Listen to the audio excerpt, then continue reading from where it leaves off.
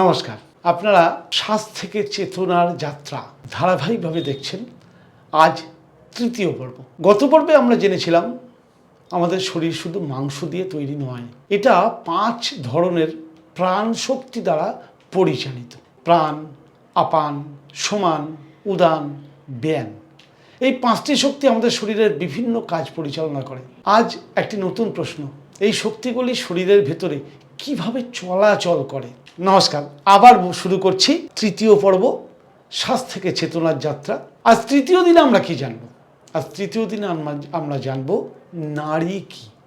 কিন্তু আজ আমরা শুধু জানবো না, আমরা এটাকে অনুভব করার চেষ্টা করব। নাড়ি মানে কোনো রক্তনালী নয়, এটা সবার প্রথম আমাদের বুঝে নিতে হবে। এটা হলো প্রাণ শক্তি চলাচলের সূক্ষ্ম পথ, যেটা প্রাণ শক্তি আমাদের শরীরের মধ্যে দিয়ে চলাচল করে। এটা চোখে দেখা যায় না, কিন্তু অনুভব করা যায়।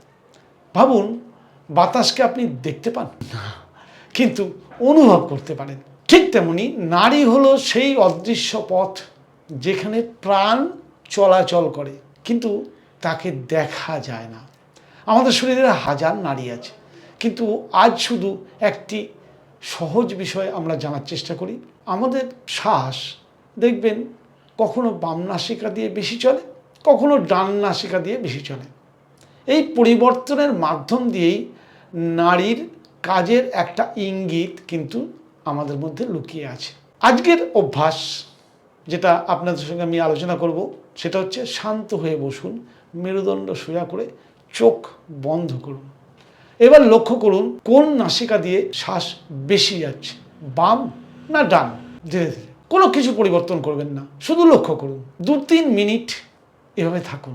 আপনি লক্ষ্য করতে পারেন একদিক একটু হালকা খোলা লাগছে, একদিক একটু কম সক্রিয় মনে হচ্ছে। এটাই স্বাভাবিক।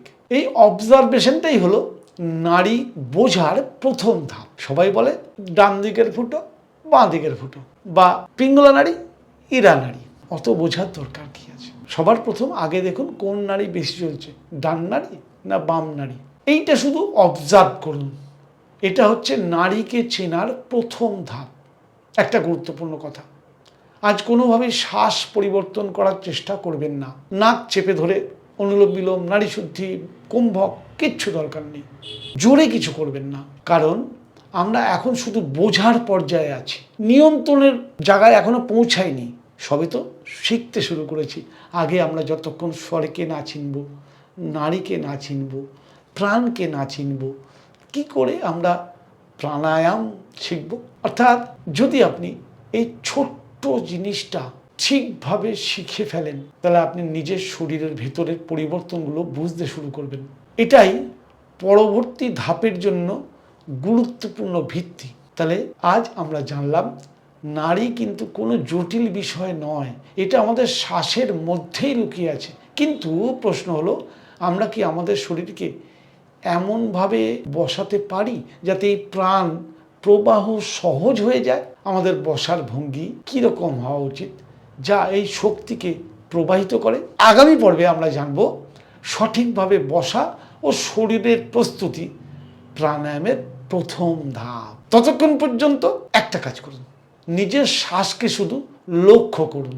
কোনো জোর নয়, কোনো বল প্রয়োগ নয়, শুধু শ্বাসকে বুঝতে শিখুন। সে শ্বাস কিভাবে শরীরে প্রবেশ করছে, কিভাবে শরীর থেকে বেরোচ্ছে, স্বাভাবিক ছন্দে ধীরে ধীরে। শ্বাসটাকে যেদিন আপনি চিনে যাবেন, তাহলে এই শ্বাস নিয়ন্ত্রণ করাটাই তো প্রাণায়াম। প্রাণায়াম করা মানেই হচ্ছে শ্বাসকে নিয়ন্ত্রণ করা। তাহলে নিয়ন্ত্রণ করার আগে শ্বাস কি, শ্বাসের শক্তি কতটা নিয়ন্ত্রণ করা উচিত না। কোনো জিনিসকে বলপূর্বক নিয়ন্ত্রণ করলে কিন্তু বিস্ফোরণ হতে পারে। অতএব তাকে নিয়ন্ত্রণ করার যে টেকনিক, সেই টেকনিক শেখাটাই তো প্রাণায়াম শিক্ষা। আর আমি প্রতিনিয়ত ধারাবাহিকভাবে আপনাদের খুব ছোট করে ধাপে এগিয়ে আপনি 90 সপ্তাহ পর দেখবেন যে আপনি একজন পূর্ণ প্রাণায়াম বিশেষজ্ঞ হয়ে গেছেন। আমরা ক্ষুদ্র প্রয়াস চেষ্টা চালিয়ে যাচ্ছি, শুধু দরকার আপনাদের সহযোগিতা। সাথে থাকুন যারা প্রাণায়ামকে ভালোবাসেন, প্রাণায়ামের অলৌকিক শক্তি যারা গ্রহণ করতে চান, যারা বিশ্বাস করেন প্রাণায়াম সব পারে। একমাত্র তাদের জন্যে আমার এই ক্ষুদ্র প্রয়াস।